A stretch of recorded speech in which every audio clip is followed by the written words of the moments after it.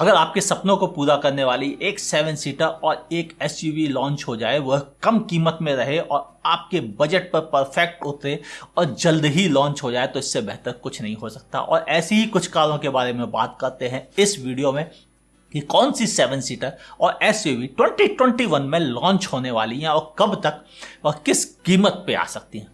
यही बात करते हैं इस वीडियो में। मैं हूं आपका होस्ट अमित और आप देख रहे हैं आस्क कार गुरु। पहले बात करते हैं 7 सीटर्स के बारे में जो भारतीय बाजार में किसी भी समय प्रवेश कर सकती हैं।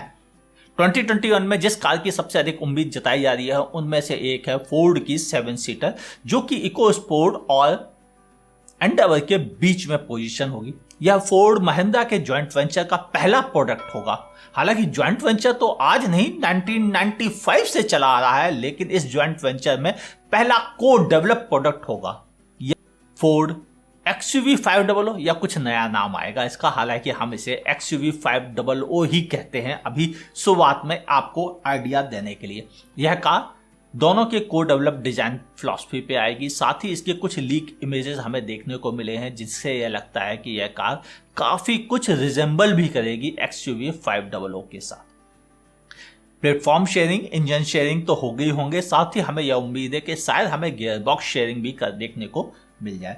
यह कार 1.5 लीटर पेट्रोल इंजन के साथ आने की भी संभावना है और हमें यह भी लगता है कि हो सकता है यह car Mahindra source diesel engine के साथ भी आए, जैसा कि XUV 500 में ऑलरेडी मौजूद है।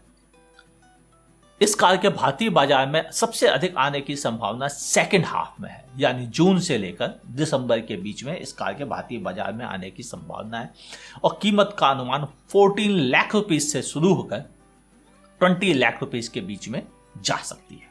अब बढ़ते हैं अगली कार की तरफ, जो कि है MG की तरफ से 7 seater Hector plus. MG already अपनी 6 सीटर हेक्टर प्लस को भारतीय बाजार में लॉन्च कर चुका है और वह काफी अच्छी गिनती में बिक भी जाती है। हालांकि इंतजार लोगों को तो 7 सीटर का ही जा रहा है और इसीलिए MG इस कार को भारतीय बाजार में लॉन्च करना चाहता है। यह कार अपने पेट्रोल और डीजल इंजन के साथ ही आएगी। साथ ही हमें पेट्रोल के साथ वो माइल्ड हाइब्रिड और DCT के ऑप्शंस भी मिलेंगे।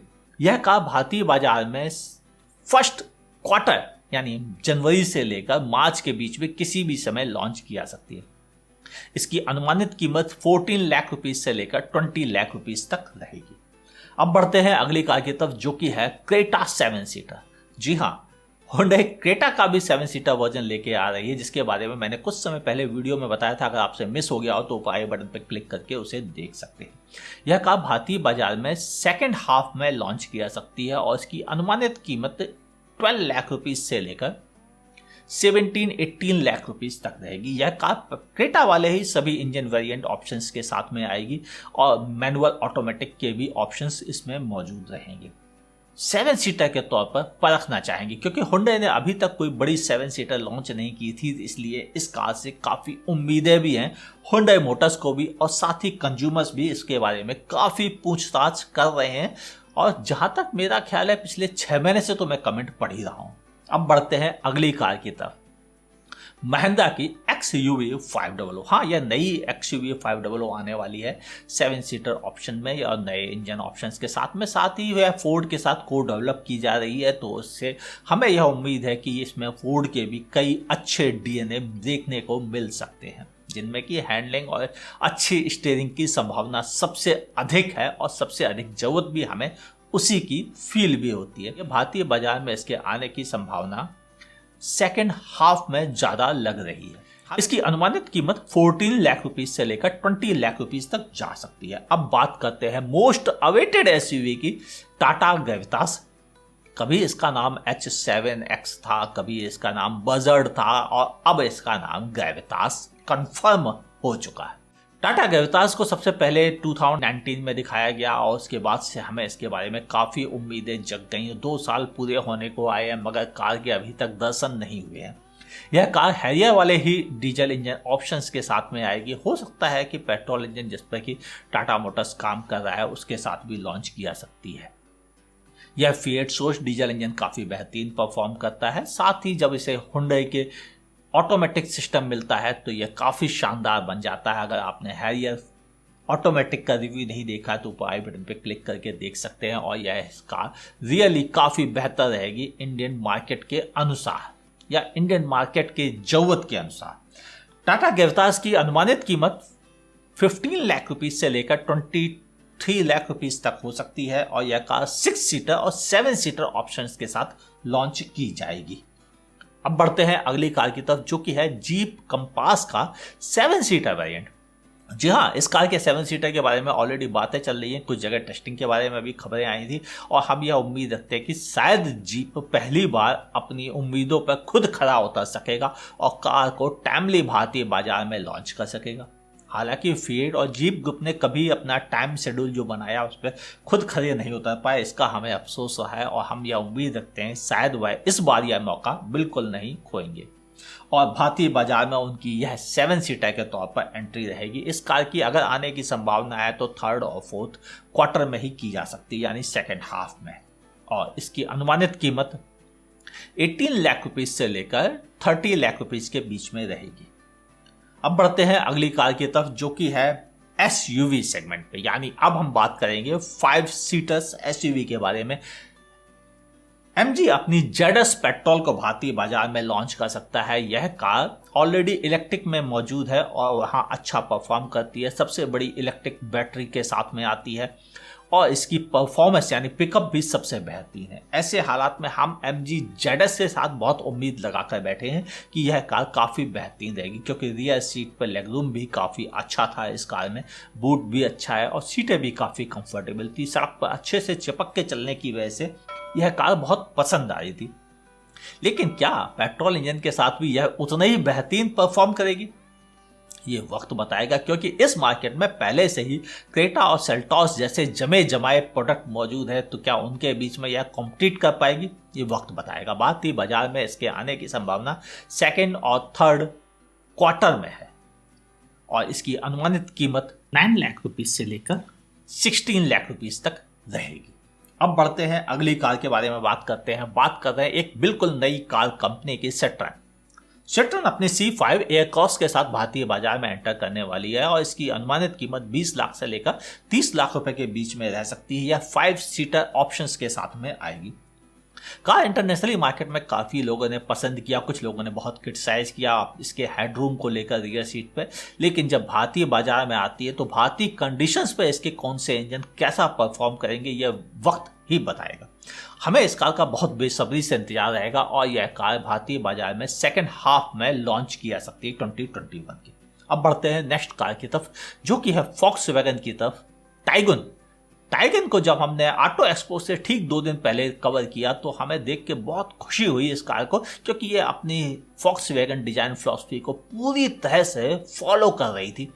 वही स्लीक क्लासी डिजाइन स्टाइल, वही स्पोर्टी लुक के साथ में यह कार मौजूद थी। इंटीरियर भी काफ़ी शानदार और फंकी और प्रैक्टिकल भी लग रहा था। कुछ नए ढंग से दिखने की वजह से इस कार से हमें भी काफ़ी उम्मीदें हो गई हैं और मैं ये कह सकता हूं कि यह भारतीय बाजार में फॉक्सवैगन के लिए एक अच्छा और गेम चेंजिंग प्रोडक्ट भी हो सकता है।